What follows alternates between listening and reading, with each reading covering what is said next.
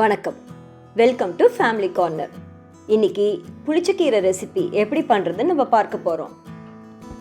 புளிச்சக்கீரையில் protein, carbohydrates, phosphorus, iron, vitamin C, carotene, இன்னும் பல சத்துக்கள் இருக்குது. புளிச்சக்கீரையை தண்ணியில் நல்லா அலசிட்டு தனியாக எடுத்து வச்சுக்கோங்க.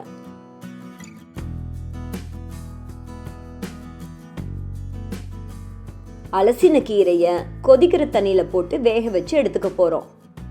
கீரையை நீங்கள் தண்ணியில் சேர்க்கும் போதே அதோடைய கலர் மாறிடும். ஒரு 2-3 நிமிஷம் கொதிச்சா போதும்.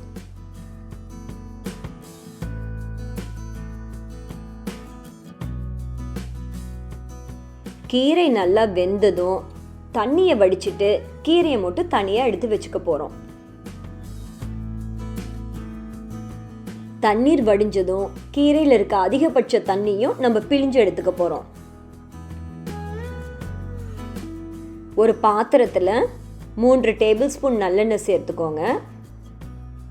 எண்ணெய் நல்லா காஞ்சதும் 1/2 டீஸ்பூன் கடுகு, 1/2 டீஸ்பூன் வெந்தயம், சிறிதளவு பெருங்காயத்தூள், 7 வரமிளகாய், சிறிதளவு கருவேப்பிலை, 1 கப் சின்ன வெங்காயம், இது எல்லாம் சேர்த்து வதக்கிக்கோங்க.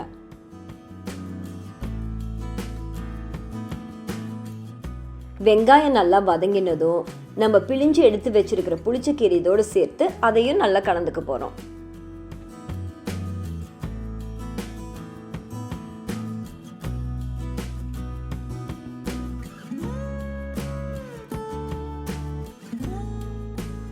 கீரை நல்லா வதங்கினதும் கீரை மூழ்கிற அளவுக்கு தண்ணி சேர்த்து கொதிக்க விட போகிறோம். குழம்பு நல்லா கொதி வந்ததும் சிறிதளவு புளி, தேவையான அளவு உப்பு இதை சேர்த்து கொதிக்க விட போகிறோம்.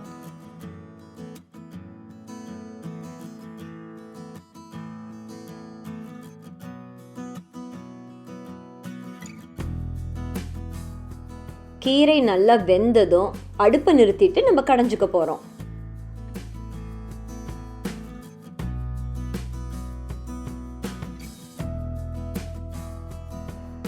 மிக மிக சுவையான, ஆரோக்கியமான, எளிதான புளிச்சக்கீரை குழம்பு தயாராகிடுச்சு.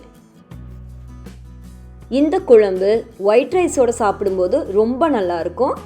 அந்த காலத்தில் எங்கள் பாட்டி எல்லாம் கம்பு சாதத்துக்கு இதுதான் காம்பினேஷனாக சாப்பிடுவாங்க. இந்த ரெசிபியை நீங்களும் ட்ரை பண்ணி பாருங்கள். உங்கள் கமெண்ட்ஸை கமெண்ட் பாக்ஸில் போஸ்ட் பண்ணுங்கள். நன்றி.